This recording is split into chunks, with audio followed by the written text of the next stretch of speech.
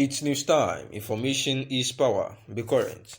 The news headline: Bandits attack on the Nigerian Defense Academy. The news in full. It will be recalled that before a justice, Taiwo of the Federal High Court sitting in Abuja eventually made a memorable judgment in which the terrifying bandits who have been destroying both lives and properties in the northwest and some parts of the north central were declared terrorists. Late November, Nigerians had been calling on the federal government to do the needful and the same thing.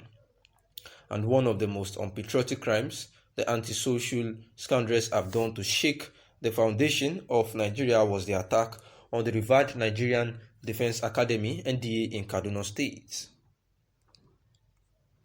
Based on the 24th of August, Sahara reporters reported that the armed bandits who were dressed in military uniforms infiltrated the renowned academy where Nigerian military and some other military cadets are alleged trained at about 1 a.m. on the day of the incident, and in the process they gunned 2 officers to their death, left 2 others with gunshot injuries, as well as took hostage of one of whose name is General Christopher Datong. It will be recalled that the wife of the abducted general was allegedly heavily pregnant with their family as at the time of this unfortunate incident. We recall that ever since then, although immediately after General Datong was whisked away by the bandits who attacked the NDA, it was rumored that his lifeless body had been found dumped by the roadside elsewhere in the state. The information later proved to be false, and this is as the inhuman criminals claimed responsibility for the evil deeds, and in addition demanded for 500 million naira release clause for him in their custody. But the Nigerian army swiftly rubbished the daring demand as it vowed to rescue him without paying anything in addition to fish out the culprits who were responsible for the unwholesome attack on the NDA. 25 days, that was from 24th of August to 17th of September, after General Datong was taken hostage by the elements of banditry, the Nigerian military search eventually rescued him from the criminals den, and Major Datong was yet again released from the custody from the den of these inhumane terrorists. There is no manual for the formation of nations. Wars, accidents, imperialism, necessity, agreement, arbitrations, and consensus have all given birth to countries. Our nation was born from imperialism and became a British colony after the Berlin Conference of 1884 to 1885. But we shook off the shackles of colonialism and emerged as an independent nation. The whole world still understanding that Nigeria would be a great nation and would wipe away the tears of all black people of the world by building a great democracy and a republic where justice and honor, peace and progress will be showcased. The reasons for the failure to attain greatness are that we have poor leaders and poor followers who have not been able to make nation building their number one priority. Our leaders have continued to wallow in ethnic racism and corruption. Ironically, it was based on Pan-African unity and nationalism, and our founding fathers got independence. But soon after independence, we have systematically destroyed every fabric of nation building through corruption and ethnic racism. The last 6 years have been the very worst in throwing up Nigeria's fault lines. The parties have failed to give leadership, and they lack ideological commitment, purpose, or clarity. The weak institutions of states have been unable to defend democracy, and the Nigerian people have yet not resolved on national greatness. When we decide, nobody can stop us, the professor says.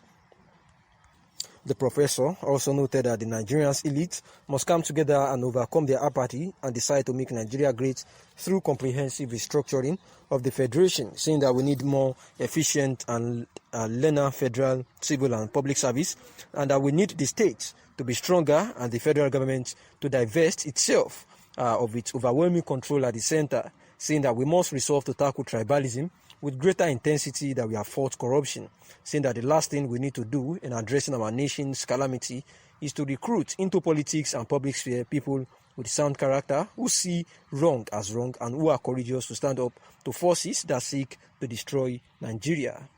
asking about insecurity, saying that we started with Boko Haram and now ISWAP, saying that the United Arab Emirates recently named some Nigerians sponsoring the insurgent group, saying that Nigerians were excited, thinking that those who have contributed to the plunging this country into the crisis that has got millions of dollars and the carnage that followed will be prosecuted.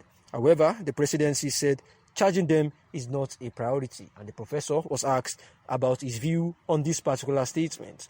A response saying that the view is that the government has been living in denial and that Nigeria is first starting from a civil war, that religious extremists and ethnic bigotry are foisted over us.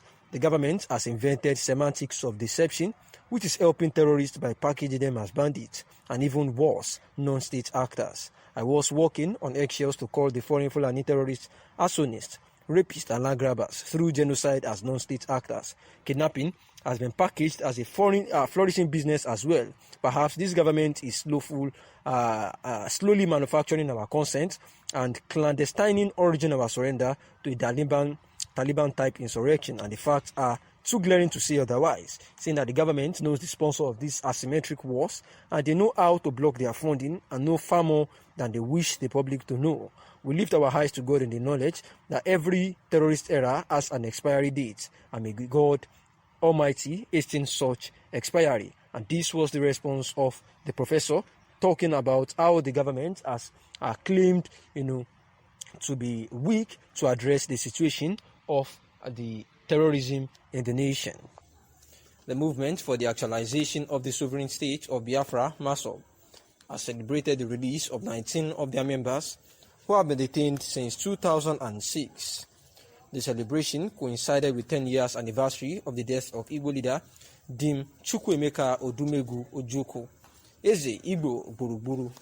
In a statement, MASOB leader Uchenna Madu described Dim Chukwuemeka Odumegwu Ojukwu as the greatest Igbo man that has ever lived. The statement reads in part: Dim Chukwuemeka still remains the greatest Nigerian man that ever lived. He laid an unforgettable foundation for enhancement and restoration of true Africanism and total liberation of black man from Western domination. Ojukwu was the president of Biafra and the general of the People's Army. He stood for justice, total freedom, and equity for us all.